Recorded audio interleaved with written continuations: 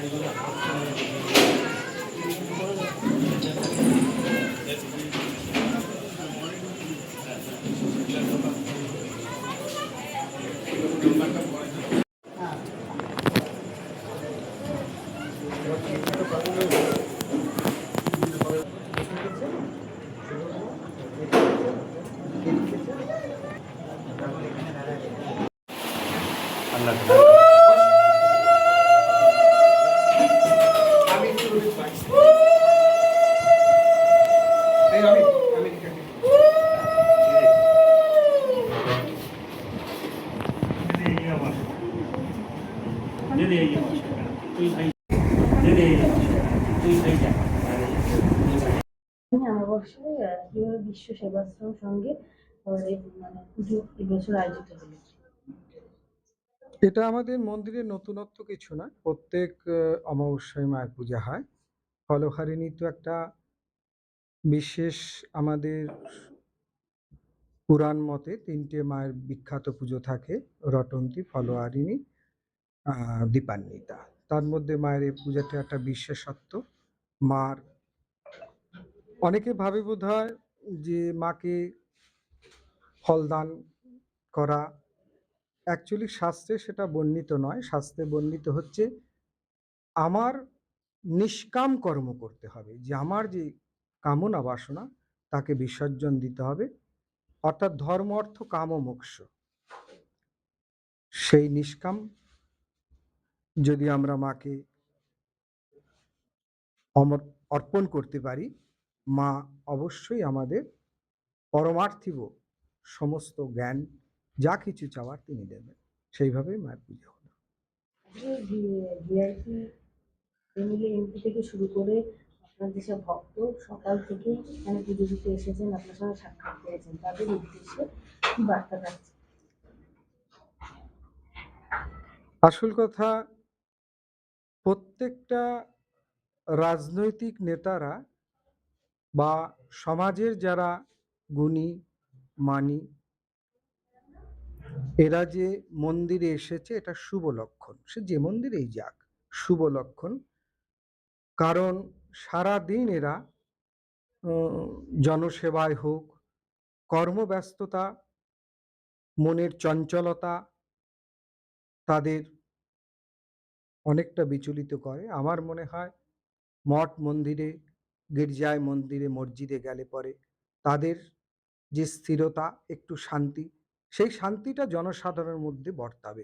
অতএব তাদের আসাটা একান্তই প্রয়োজন। আরেকটা বিষয় যেটা হচ্ছে বিশ্বমাতা যে মন্দির নিয়ে স্বপ্নের মন্দির মানুষের এবং আপনার সেটা কবে মানুষ বা ভক্তরা তারা মানে পাবেন তাদের কাছে আর কি? শিগগিরই এটা প্রায় আমরা আমাদের উদ্দেশ্যে আমরা চলে এসেছি। আশা করি ৬ মাস ১ বছরের মধ্যে এটা ওপেনিং আমরা করে দেব। হ্যাঁ, ১ বছরের মধ্যে মন্দিরের হ্যাঁ, প্রায় মায়ের মন্দির কমপ্লিটের পথে এগিয়ে এসছে। এই ফলহারি নববর্ষের মাহাত্ম্যটা যদি একটু বলেন। আমি বললাম যে মার যে আরো অনেক বড় ব্যাখ্যা আছে শাস্ত্রে, কিন্তু মেন যেটা আমাদের ধর্ম, অর্থ, কাম ও মোক্ষ। মায়ের ৪ টে হাত আছে। একটা খড়গ, একটায় মুন্ড, একটা অভয়, একটা বরাভয়। খড়গটা হচ্ছে অসুর নিধনের জন্য। অসুর মানে আমাদের,